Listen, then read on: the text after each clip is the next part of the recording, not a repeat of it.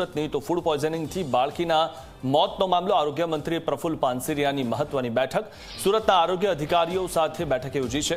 પ્રફુલ્લ પાનસેરિયાએ video કોન્ફરન્સિંગથી બેઠક કરી છે। ઘટના મુદ્દે થયેલી કામગીરી પર ચર્ચા કરી।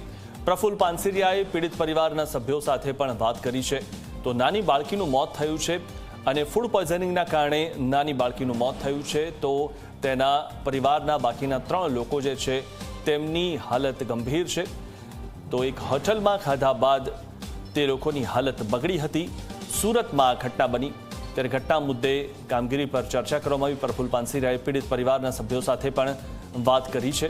ઉલ્લેખનીય બાબત એ છે કે ઘણા બધા રેસ્ટોરાં હોય કે પછી ખાદ્ય પદાર્થો વેચતા વિક્રેતાઓ હોય, લોકોના આરોગ્ય સાથે ચેડા કરતા તેમને જરા પણ શરમ નથી આવતી અને સૌથી મહત્વની વાત એ છે કે લોકોના મોત થાય તેનાથી પણ તેમને કોઈ જ મતલબ નથી હોતો। આ વિશે વધુ માહિતી મેળવી અમારા સંવાદદાતા હિતલ પારેખ પાસેથી। હિતલ, જે રીતે ઘણી બધી ઘટનાઓ આપણી સામે એવી આવતી હોય છે કે લોકોના આરોગ્ય સાથે ચેડા થતા હોય છે, આ જે ઘટના બની તેમાં નાની બાળકી મોતને ભેટી છે।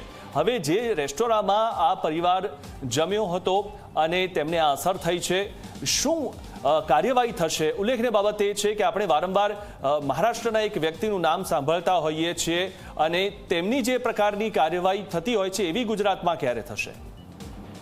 જી ચોક્કસ એવું કહી શકાય કે આ સમગ્ર ઘટના બનતાની સાથે જ રાજ્યના આરોગ્ય વિભાગ અને આરોગ્ય મંત્રી પ્રફુલ્લ પાનસેરિયા સક્રિય થયા છે અને તાત્કાલિક અસરથી તેઓએ આજે પરિવાર સાથે અને સુરતના જવાબદાર અધિકારીઓ સાથે પણ તેઓએ વિડીયો કોન્ફરન્સથી વાતચીત કરી છે। સ્વાભાવિક છે કે આ ઘટનાને ગંભીરતાથી લેવામાં આવી છે અને આ પ્રકારની ઘટના કેમ બની, શું થયું, એનું સેમ્પલિંગના રિપોર્ટ આવશે અને ત્યાર પછી ચોક્કસ એવું કહી શકાય કે રાજ્ય સરકાર એક્શન લેવાના મૂડમાં છે। સ્વાભાવિક છે પ્રફુલ્લ પાનસેરિયા ગાંધીનગર છે અને ગાંધીનગરથી તેઓએ સીધી સુરત વાતચીત કરી છે અને આ સમગ્ર ઘટના અંગે ગંભીરતા અધિકારીઓને પણ સમજાવી છે।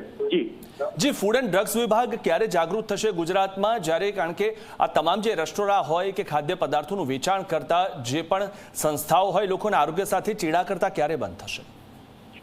જી ચોક્કસ એવું કહી શકાય કે એ દિશામાં રાજ્ય સરકારે પગલાં ભરવાની શરૂઆત કરી છે, કારણ કે જે પ્રકારે ફૂડ એન્ડ ડ્રગ્સ વિભાગ દ્વારા રાજ્યવ્યાપી અન્ય ચીજ વસ્તુઓની ભેળસેળ સામે પગલાં ભરવામાં આવી રહ્યા છે, એ જ પ્રકારે હવે આ પગલાં વધુ કડકતાથી ભરાય અને ચોક્કસ સમયની પણ માંગ છે કે ફૂડ એન્ડ ડ્રગ્સ વિભાગે માત્ર વાયદાઓ નહીં પણ નક્કર પગલાં ભરવા પડશે।